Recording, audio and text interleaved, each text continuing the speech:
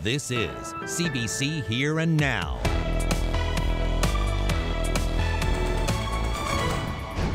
My life was a circus. I set it down. Stepping inside a local shelter. No addicts, prostitutes, or criminals there, just people. Everyone's, first of all, persons. They're all people like you and I. Because of circumstances in their lives, they end up here. More than anyone else, no one writes as many prescriptions for opioids than doctors right here. Using the ocean as a dump, there's hope for change. I'm optimistic that it's getting better. 20 years ago, some of that garbage, well, that was just standard operating procedure. Well, beauty today, not so much tomorrow. Rain and very strong winds set for the island. We've got snow and lots of it for parts of Labrador. The details are just ahead. Let's get to our top story. Brandon Phillips and his former girlfriend, Jade Ball, were being watched by police for a week after Larry Wellman was shot and killed. And part of that surveillance included watching the couple's movement to and from Dwight Ball's apartment. Here and Now's Fred Hutton joins us live in the studio with the latest on this trial. Fred. Well, Anthony, today the jury again presented with more critical evidence in this case.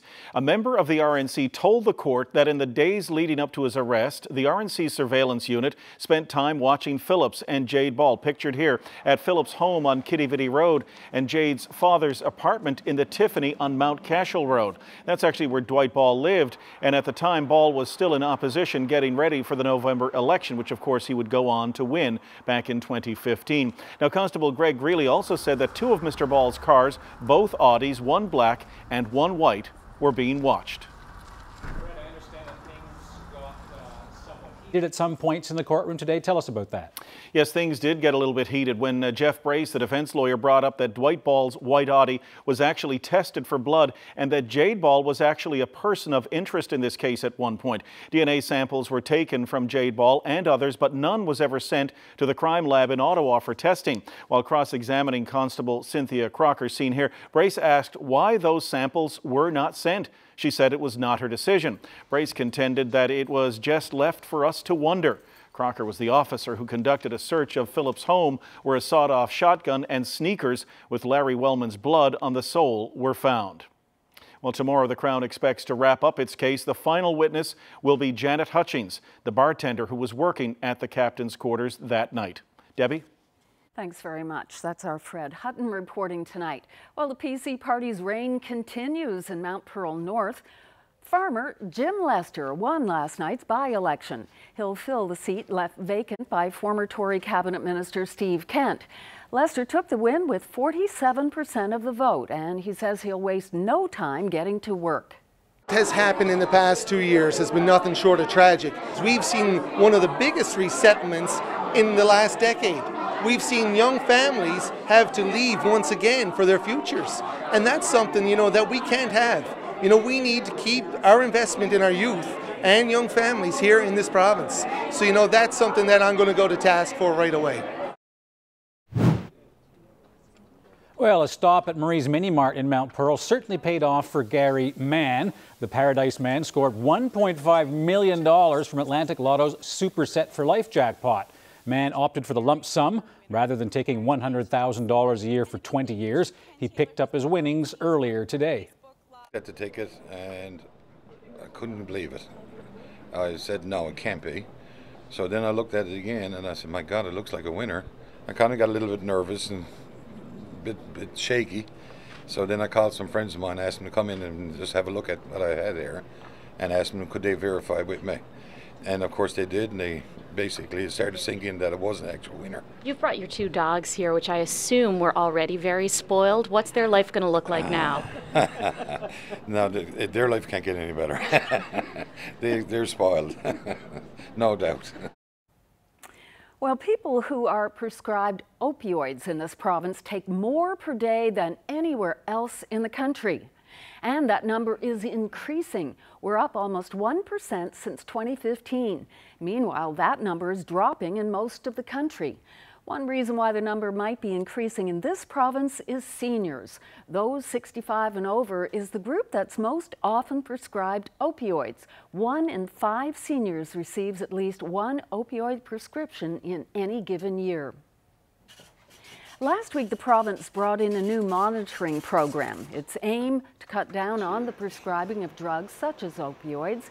If it becomes law, it will force doctors to go online to review a person's medical history before writing a prescription for an opioid. The province confirms it will unveil its long-awaited plan on legalized marijuana tomorrow. We told you last week that the province is looking at having the Newfoundland and Labrador Liquor Corporation license and regulate private stores that will sell the product. Several senior cabinet ministers will lay out the government plan over the noon hour tomorrow. Now the rebound, they score! It's Doug Gilmour. A Hall of Famer, a Stanley Cup champion, and now an author. Doug Gilmour's coming to St. John's, and I'm going to get a chance to go head-to-head with Killer about his new book, Thursday on Here and Now.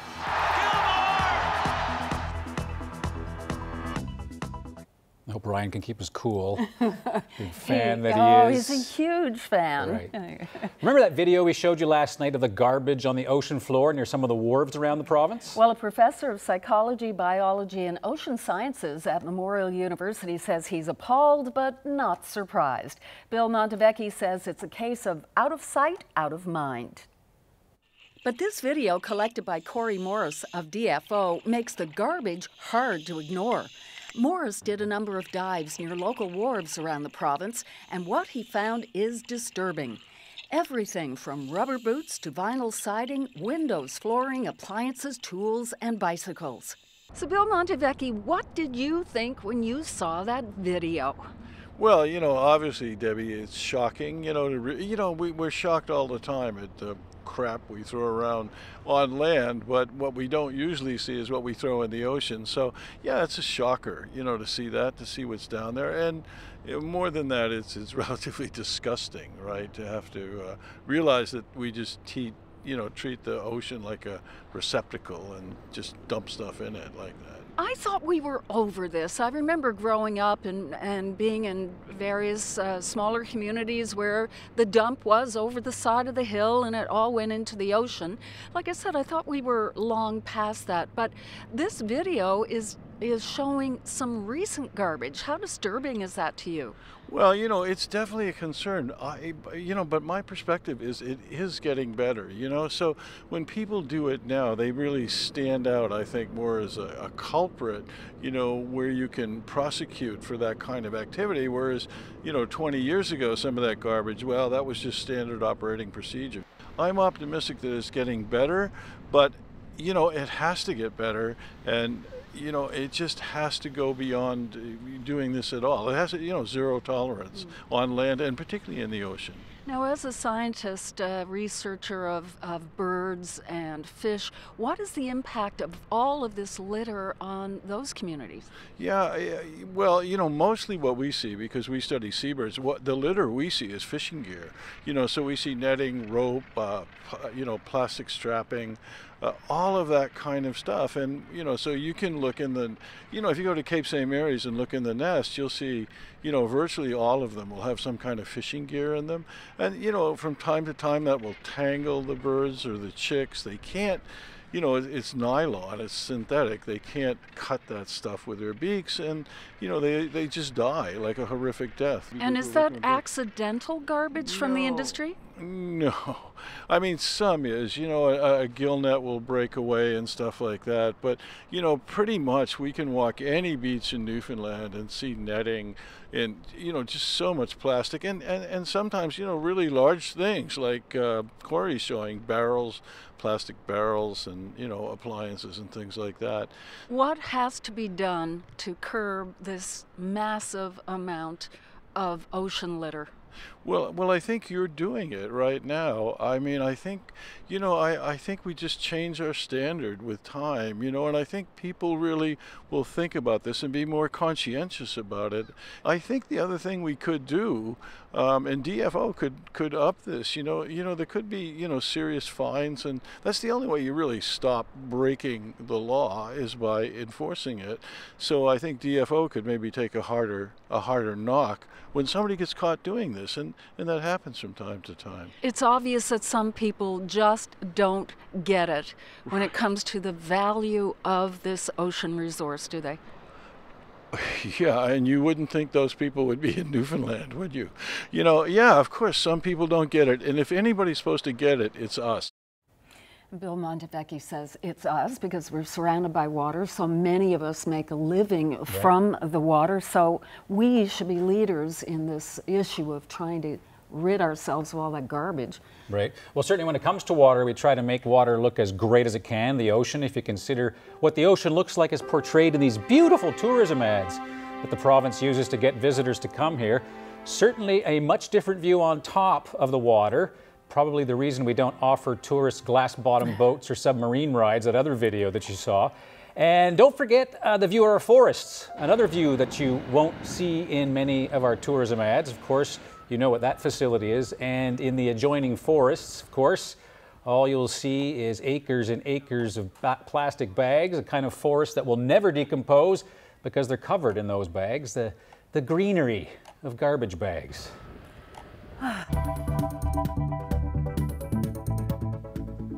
Well, this was the beautiful sunrise on the southern Avalon this morning, captured by Clifford Doran. It was a great day for many across Newfoundland and Labrador. Tomorrow, a much different story. Rain, snow, and wind. Details after the break.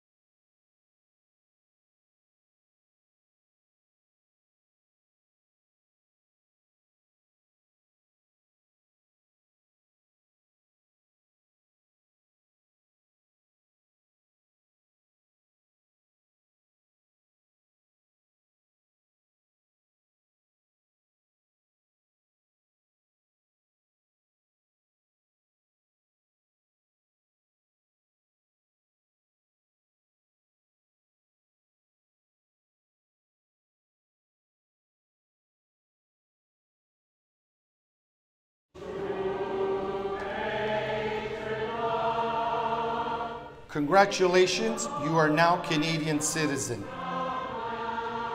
30 people got a taste of what it means to become Canadian here at the Rooms in St. John's. We'll let you know about their experience. It's coming up. Well, let's meet our young athlete of the day. This is Tyson Murray of Peterview, who's 9 years old and travels to Grand Falls, Windsor 3 times a week for Taekwondo classes. Yeah, got that kind of Ryan Snoddon kick going. Tyson is currently a green belt and is extremely dedicated to his sport, and he hopes to become a black belt someday. Impressive work, Tyson. You're today's young athlete of the day. That's a great. This weather update is brought to you by the Take Charge Business Efficiency Program. Over 400 businesses have saved energy and taken charge of their bottom line. Find out how you can too.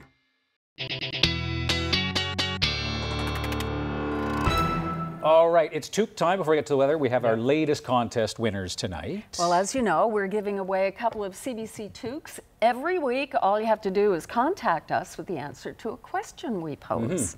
That's right. Last night, we asked how I'm going to be able to take part in the St. John's Santa Claus Parade on Sunday with my beat-up leg. And we got quite a bit of responses to all this, that's right. Once again, hundreds and hundreds of you came up with plenty of suggestions. Peggy Garnier suggested that one of these guys maybe give me a lift. We had a lot of great entries. I loved him in Lord of the Rings. Maybe hop on a reindeer. That was a pretty good one as well. But in the end, we can only select 4 winners, and they are Peggy Garnier, whose picture you saw a few seconds ago, Harry Oxford, who said that you should be in the parade being pulled by a dog sled team. There was Adele Harris Earl, who said that you should actually use an adult stroller if she could find someone to push it. That's right. Yeah. And Mike Strong, who offered to loan me his dad's old scooter, complete with a basket up front. All CBC toques, thank you very much. And so a couple lines in the water. Not sure what I'm going to go with yet. We'll announce that maybe tomorrow. And thanks for all of you for entering. It was a lot of fun looking at those entries, and we'll do it all again next Tuesday. Yep. Sounds good. So a little look ahead over the next couple days, including that all-important Sunday forecast for the parade. But let's start with tonight and tomorrow, because it's turning stormy. We've got wind warnings in effect from the Burin Peninsula across to Port aux Basques and all the way up the west coast to Corner Brook and Gros Morne. Areas of the coast there could gust 100 to 110 kilometers per hour, especially through the morning hours tomorrow. Wreck House could gust to 140 through the morning hours tomorrow, even into the early parts of the afternoon. Special weather statements for Burgeo, Ramea, and Port aux Basques. Higher than normal water levels tomorrow morning could result in a bit of coastal flooding, so keep that in mind. Labrador, we still have special weather statements in effect for Churchill Valley, Happy Valley, Goose Bay. Going to be in that 10 to 20 centimeter range. Makovic down through Cartwright as well. Best chance of seeing over 15 to 20 centimeters or a little bit more will be Eagle River, where we have snowfall warnings in effect there. Here's the system, which is still well back to our south, center of the low here, and you can see that feed of moisture moving up across the Maritimes as we speak, and the leading edge of that snow is already rolling in to Labrador. Here's how it plays out over the next couple of days. That snow will continue to build into Labrador through the overnight tonight. Snow really ramping up in the early morning hours of Thursday for Happy Valley, Goose Bay to Makovic. You can see that rain pushing on to the island. Winds just starting to ramp up around 6, 7 a.m. For tomorrow morning with some gusts in that 60, 70, 80 kilometer per hour range. Perhaps in the Port aux Basques area, already starting to see some of those gusts over 100 kilometers per hour. Mild temperatures, 9, 6 to 7 degrees for that southwest corner of the island. Just 2, but again, a cloudy start for St. John's, Gander, that northeast coast to start the day, minus 20 in Labrador City. Now that snow will continue to ramp up through the day tomorrow, Happy Valley, Goose Bay to Cartwright, where we'll see a little bit of mixing with rain, hence the lower totals there. Makovic as well, periods of snow. Look at those gusts. Forecast models projecting in the 130 range from, again, that Wreck House area. Looking at gusts for and those periods of rain at times heavy moving across central eastern Newfoundland with those gusts in the 80 to 90 kilometer per hour range from St. John's up towards Bonavista for exposed areas of that northeast coast. Certainly looking possible there. Note the wind shift into the afternoon. I do think we see some wet flurries mixing in along the west coast late day tomorrow as temperatures fall. It's rain tapering off to some lingering patchy shower and drizzle activity for central and then eventually eastern Newfoundland for Thursday evening. So your highs tomorrow quite mild in that 7, 8, 9, even 10 degree range across eastern and central, and I think we'll even be in the 11 to 12 degree range from Corner Brook to Stephenville But again, temps drop into the afternoon with a chance of some late afternoon, early evening flurry action. There's that snow, the heaviest snow, again, just to the east of Happy Valley Goose Bay for tomorrow. But I think even Goose Bay could be in that 15 to as much as 20 centimeter range. But the best chance certainly over the Eagle River areas up towards the Rigolette region. Now, walking you through your timeline, that system clears out as we roll into the Friday time period. We're talking about some flurries blowing back into the west coast region, onshore flurries, and just a blustery day for Friday afternoon especially. Temperatures around the freezing mark. We're looking at sun and cloud for the Avalon and Burin Peninsulas on Friday. Not too bad. Chance of flurries Happy Valley Goose Bay and towards Labrador City as well. And as we roll into the weekend time period, we're going to talk about another system building into Labrador with some periods of snow on Saturday. The island looks great on Saturday. Temperatures in the 4, 5, 6, even 7 or 8 degree range for parts of the west coast. We'll talk about that 7-day outlook coming up in just a few minutes. 100%! Come on, get some cheers! He ran across the country, but he hasn't slowed down at all. Find out why this man is back in Corner Brook.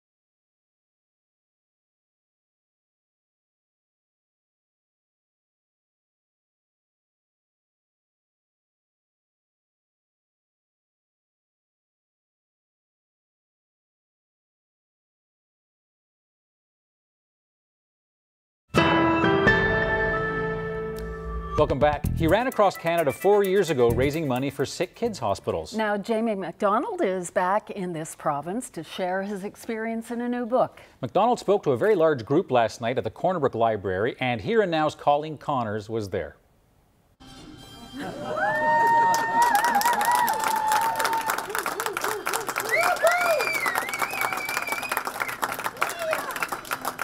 What am I? A superhero? No.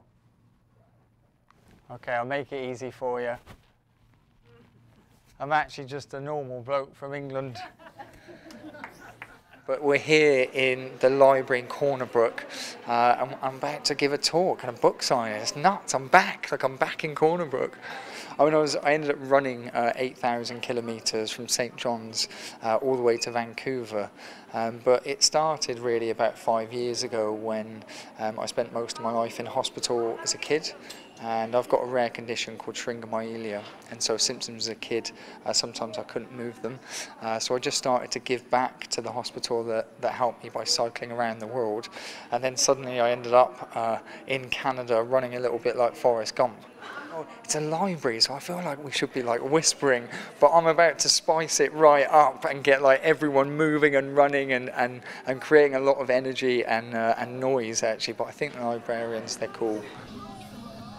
100%! Come on, get some cheers!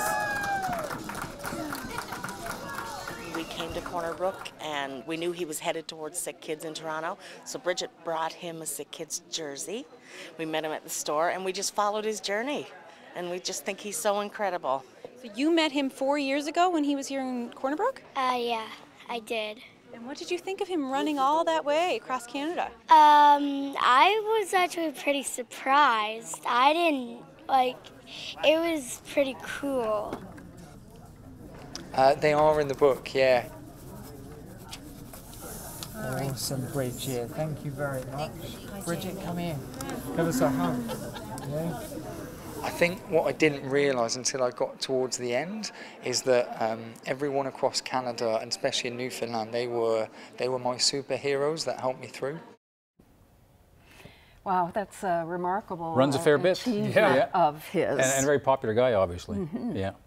Okay, one last check. We wanted to show you the 7-day trend, and you can see as we take a look at this, of course, I don't want to forget my clicker now, because we want to get to Labrador as well. Friday, Saturday, not too bad on the island. Watching those flurries for Friday. Sunday, there is going to be rain coming in from southwest to northeast. And of course, watching that St. John Santa Claus parade, looks like we will see a chance of some rain moving in into the afternoon. A couple days out, 3 to 6 hours difference is going to make a big difference in the forecast, so we're keeping a close eye on that. The rain does move in Sunday night into Monday, back to some flurries through Monday as temperatures fall, and a pretty cool air mass coming in for Tuesday and into Wednesday of next week, and you'll really see that in Labrador. Even for Happy Valley Goose Bay, temperatures highs could be as cold as the minus double digits for early to mid next week. And again, Lab City says, yeah, so what? We're into that cold air already, and certainly into that mix for tomorrow and into Friday. So some cool air there for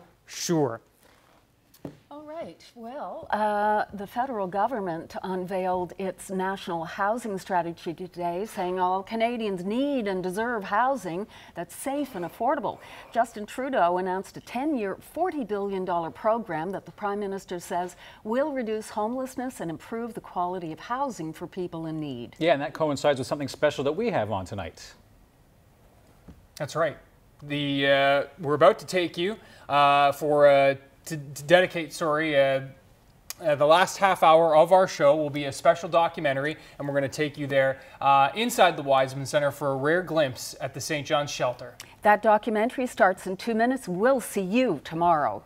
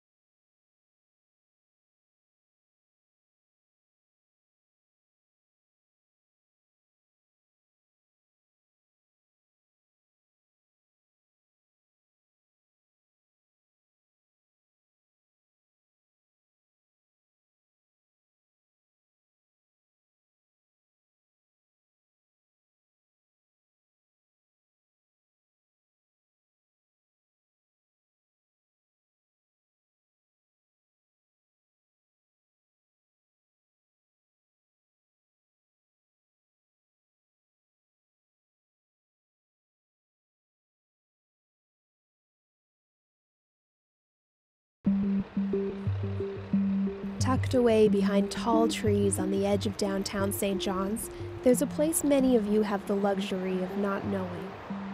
This big red house is a refuge for some of the most vulnerable people in our province. For $650, the POU, I don't even know if I'm going to be able to do it. Well, how much did they give you, like $850? $850, right? You know, we left for $200, and it's POU.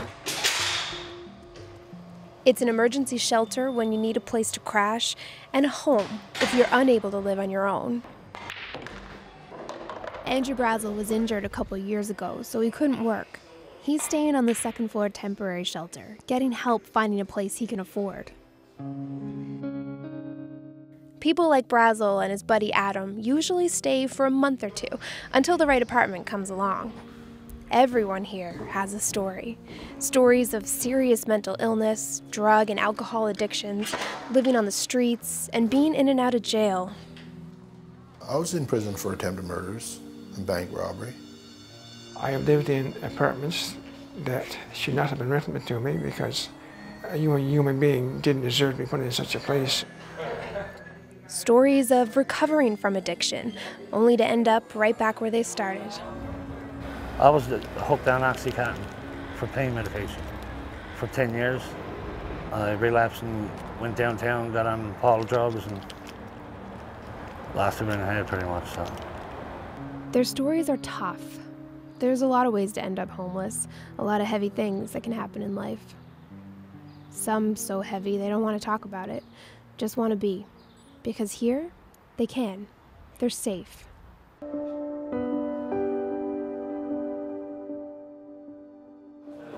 Am I right? Oh, yeah. Great, good to see you. That sense of safety comes from this man, Major Lloyd George. He's been running the Salvation Army Wiseman Center since it opened 10 years ago, helping about 1,600 people along the way. Major George tells stories of hope. We had an individual there a few years back. He's with us a couple of times. I remember one Christmas receiving a card from this individual. And in the card it said, "Last year I was with you, I spent Christmas with you, and I thank you for that." But he said, "Last year I had no family, no job, no hope." He said, "This year I'm with my family, I have an opportunity for 2 jobs, and my future looks brighter." And so, you know, letters like that really mean a lot to us. But this is a good stepping stone too, right? Oh yeah, true, true. We always believe this. People's lives can change, you know. We believe that God loves everyone as they are, but He's not willing to leave them there. He wants them to change for the better, and that's our mission here, to help them to reintegrate into society. Ken, did you get? Please be nice. For some, the Wiseman Center is a safe haven on the way back into the everyday world most of us take for granted. For others, this place is home. Johnny Folsom has lived here for over a year. He's up on the 3rd floor in a bachelor apartment, what's called a supportive housing unit, which means they're not totally on their own. They have help staying clean, getting to appointments, and know someone is always there if they need it. If I can just get around and belong. For all my life, I never belonged out here. Most doors are closed. You know, the society is very unforgiving to criminals. I'd like to make this point clear to somebody that's thinking about getting into crime and stuff and everything.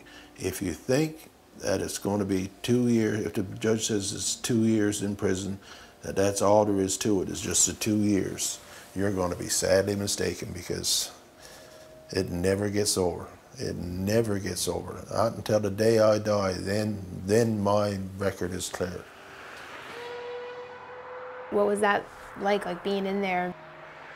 For me, it was just a sense that I'll never get off this merry-go-round, because that's what the prison system is like.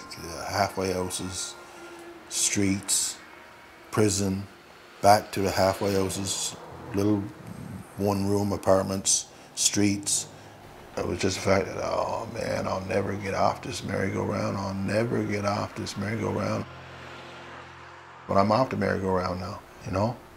It's great. You look at me like I'm a single man here living in a bachelor apartment and everything. You think, you must be really lonely, and you must be really bored, and you must be really this, and there's not much to it. Like, there's not much to it, which is, there's probably not much to it, but I mean, this is right where I want to be, and it's a hell of a lot better than where I have been. When he was coming out of a halfway house, hopefully for the last time, Folsom was worried about falling back into that merry-go-round. If I relapse back into booze or drugs at all, I'm right back into a federal penitentiary for probably 4 or 5 years just for using that all. I gotta be monastic. You know, I gotta be monastic. That's the way the system wants me. Because, you know, I did some crazy things. The system can't afford me to be doing more crazy things. You know, anytime it looks like there's a threat that I'll be doing more crazy shit, they put the clamps on me. With roughly $850 a month income from the government and his criminal record, Folsom figured he could only get another cheap, no-questions-asked room in a shared house known as a bedsitter, until he found the Wiseman Center. It's impossible for somebody to come out of prison and to go into a halfway house and then be put into a bed-sitting room and make it. I consider myself very lucky today to be here today in a pretty secure environment for me to be able to write and play my music, and to be left alone when I want to be left alone, and to socialize when I want to socialize. It's the day before payday, so everybody's out, everybody's bumming, everybody crazy. Folsom looks at these guys and sees himself. I'll say the transient people coming and, you know, just staying for a month or two and going again. Like, I mean, you know, it's booze and drugs. It's not a good scene for being stable, right? You know, if you want to be stable, you know, you stay away from that stuff. You know, it'll take a lot of people down, and it took me down.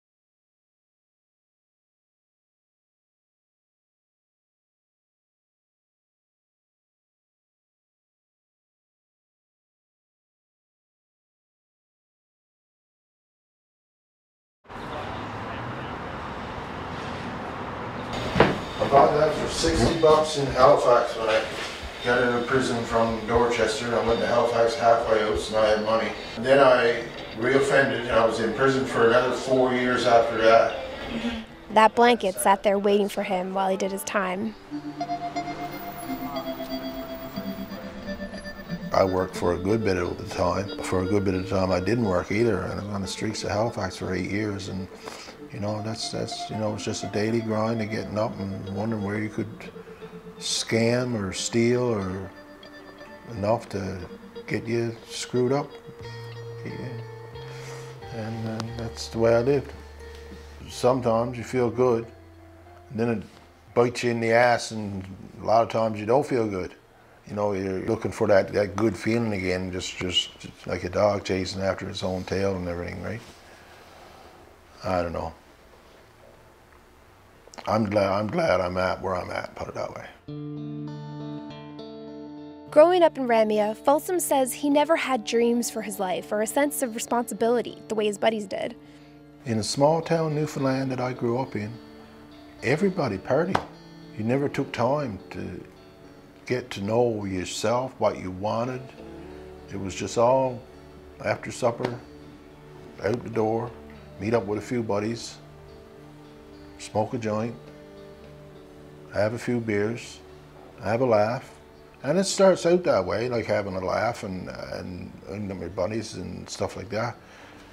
As far as dreaming, I don't know, I just never did. I never had anything that I wanted to be. He's 53 now, and he still doesn't really know why he did the things he did or why his life went one way while his buddies went another. I've been told I've been manic depressive.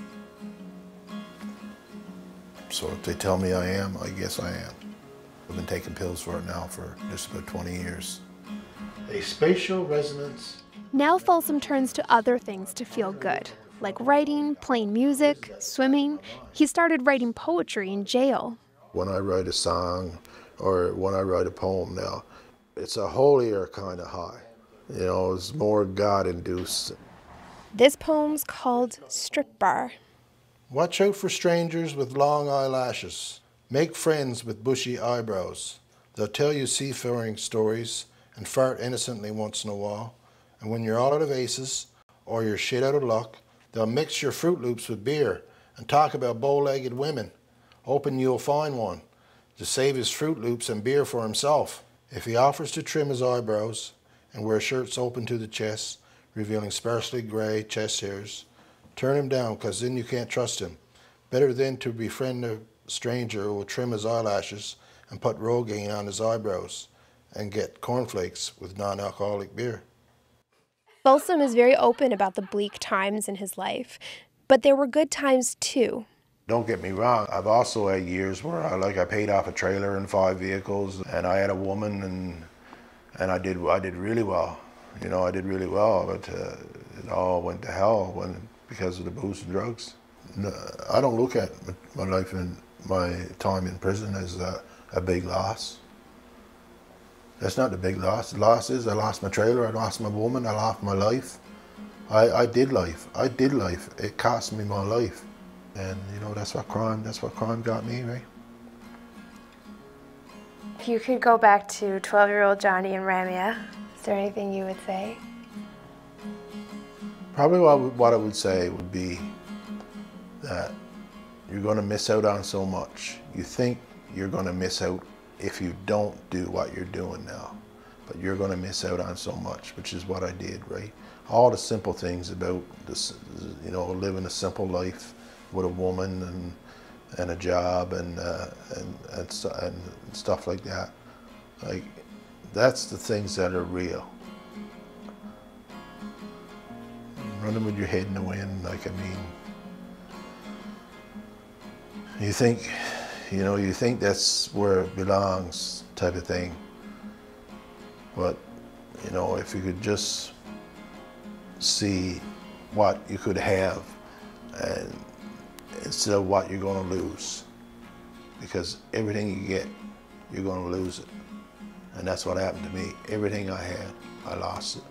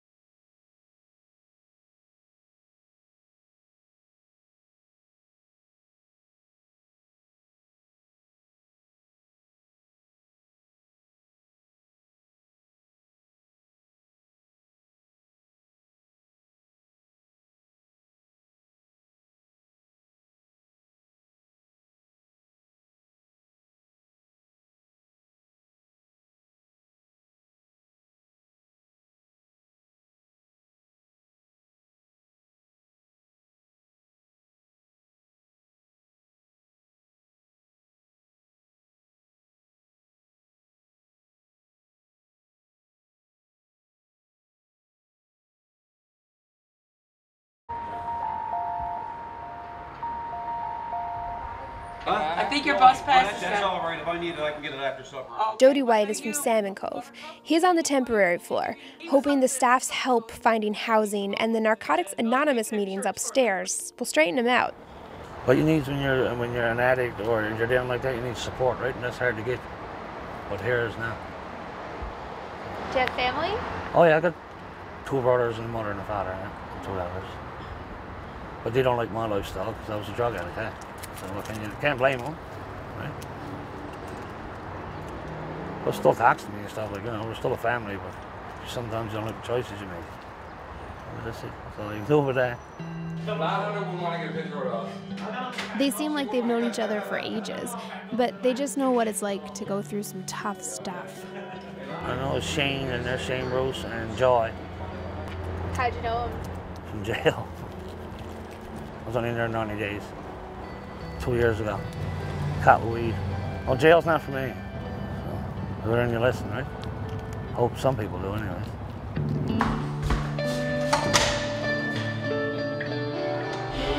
After a gunman opened fire at a congressional base. It took Aaron Walters a long time to learn his lesson, but he did.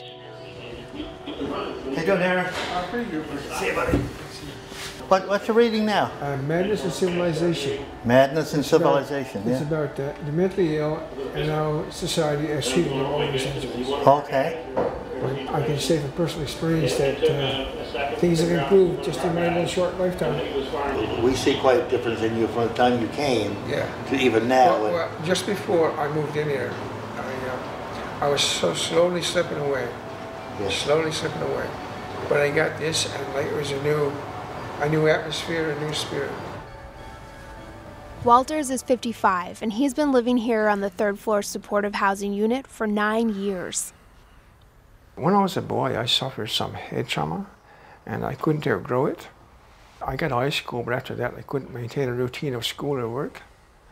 So I'm living on assistance, not having a decent place to live or enough money to live on, caused me getting in trouble with the government. And this was the case with me for about 14 years. Along the way, I was diagnosed as schizophrenic. He still doesn't know what happened to him when he was a kid.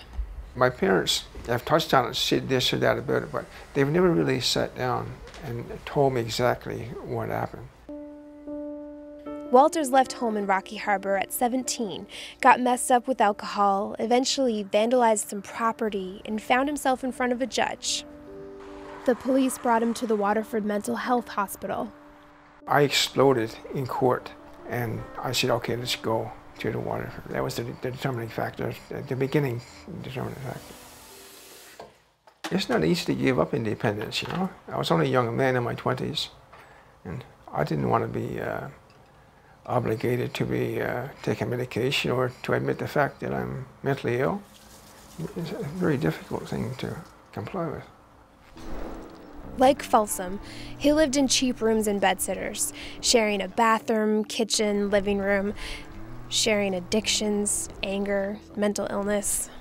I've seen people that lived in bedsitters and all they got there is a bed. Some guys only got a mattress. It's a breeding ground for crime, abuse of drugs and alcohol. It's like a constant watch in the bedsitter. Like if some guy wanted to smoke drugs or drink alcohol or have casual sex or play loud music, I didn't fit in real well there. But right here, I could got my own time. I could do what I want when I want to do it, which is great. Surrounded by books, just like when he was a kid. A love of reading passed down from his grandmother to his father to him. Books are always there, and I just always had a natural aptitude to go and pick one up and read. And I've got a strong desire to know who I am. Experts will tell you there's a strong connection between trauma, mental illness, addictions, poverty, and crime. People here will tell you they live it. What percentage of people who get in trouble with the law are living in poverty, living in bedsitters like that? We are not poor by choice. We've got whatever problem, we've got whatever trauma that so it is. And so, you know, give us a decent place to live, enough money to live on, then come sit down and engage us. We'll talk to you. You know, we'll find the words to heal up these problems. Rachel, what do we have for dinner today?